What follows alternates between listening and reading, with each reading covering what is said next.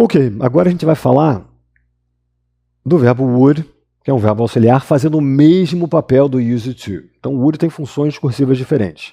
Basicamente, a gente pensa que o would no inglês monta o que para a gente seria o futuro do pretérito. Então, quando eu penso no português, né, vou pegar um clássico aqui. Eu gosto, presente do indicativo. Se eu quero dizer eu gostaria, eu tenho aqui futuro do pretérito, que é o futuro do passado. Né? Eu estava lá, quando eu era criança, eu viajaria na semana seguinte, enfim, futuro do passado. No inglês não existe uma forma verbal sozinha que faça isso. Então você é obrigado a montar. I would like, aqui sim você tem essa forma, né, de eu gostaria. Ocorre que esse would, ele também é usado para falar de hábitos no passado, com uma pegada meio assim, melancólica, do tipo assim, quando eu era criança, aos domingos eu iria à casa da minha avó, que vai dar o mesmo efeito do used to. A única diferença, eu diria que é, quando eu estou falando de verbos que não têm a ideia de ação, o would não é uma boa ideia. Por exemplo, se eu quero falar assim, imagina que agora, né, eu detesto chocolate. Então agora eu detesto chocolate, mas quando eu era criança eu adorava. Então eu poderia falar assim, I used to like chocolate when I was a child. O simples fato de dizer essa frase, com essa estrutura, já fica parecendo que agora eu não gosto mais. Mas enfim, ou então eu digo, né, I used to run, não, vamos botar assim, to play soccer every Saturday. O que a gente vai perceber é que aqui a gente tem um verbo de ação, play, an action verb. E aqui a gente tem um verbo que é estático, que não é um verbo de ação, né? Gostar. Would vai bem como sinônimo dessa aqui. I would play soccer e por aí vai. Quando eu era criança, eu costumava, eu jogaria. Para o caso do verbo like, would não vai bem. Falar assim, I would like chocolate when I was a child, não. Então essa é a única particularidade.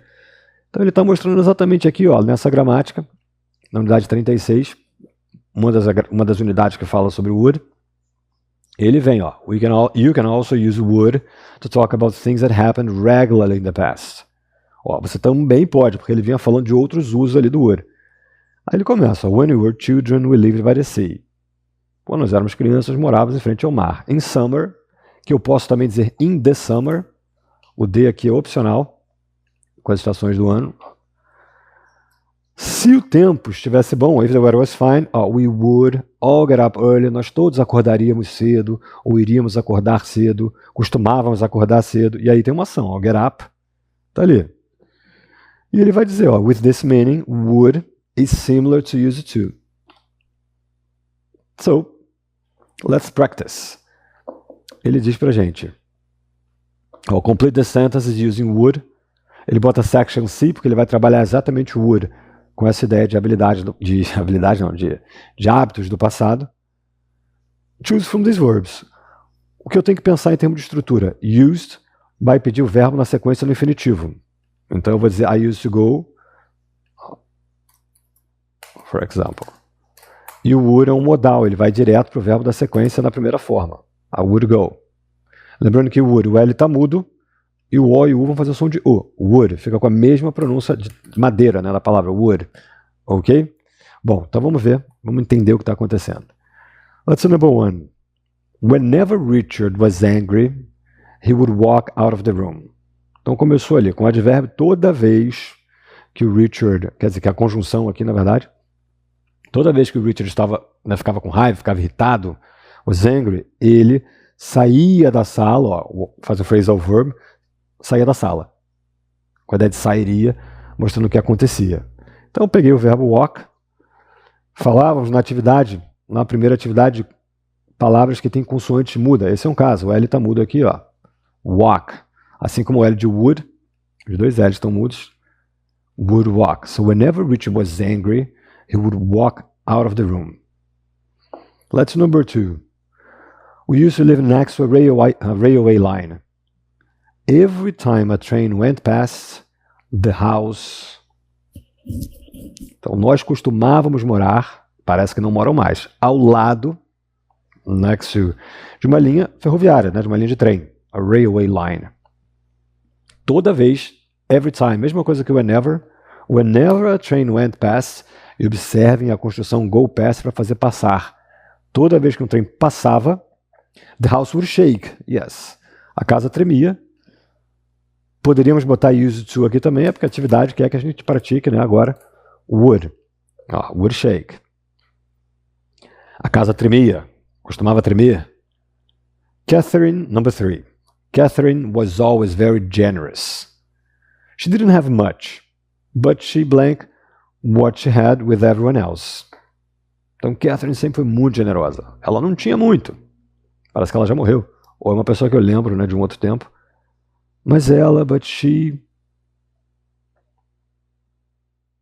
Então, o que ela fazia? Would share, yes, exactly. But she would share... Mas ela costumava compartilhar, compartilhava. Poderia usar used to share. E detalhe, se eu pusesse também um past simple direto, também daria certo, porque o past simple, né, do inglês, ele faz do que no português seria o pretérito perfeito e o imperfeito.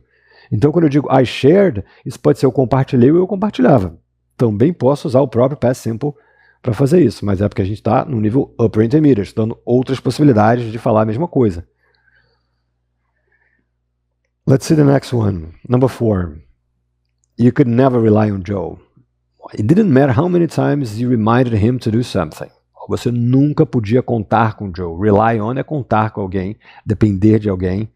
It didn't matter how many times you reminded him to do something. It didn't matter, não importava quantas vezes você o lembrasse de fazer alguma coisa, ou o lembrava de fazer alguma coisa. Exatamente. Então isso aqui está ligado. It didn't matter how many times you reminded him to do something. Independentemente de quantas vezes você o lembrasse de fazer alguma coisa, ele sempre esqueceria. Portanto, como vocês puseram, Emmanuel would forget. He would. E aí sempre lembrando de uma coisa importante, o advérbio de frequência always sempre antes do verbo principal. Excelente lugar para ele. He would always forget. Or he would always pretend that he had forgotten. Number 5. When we were children, we used to go to the beach a lot.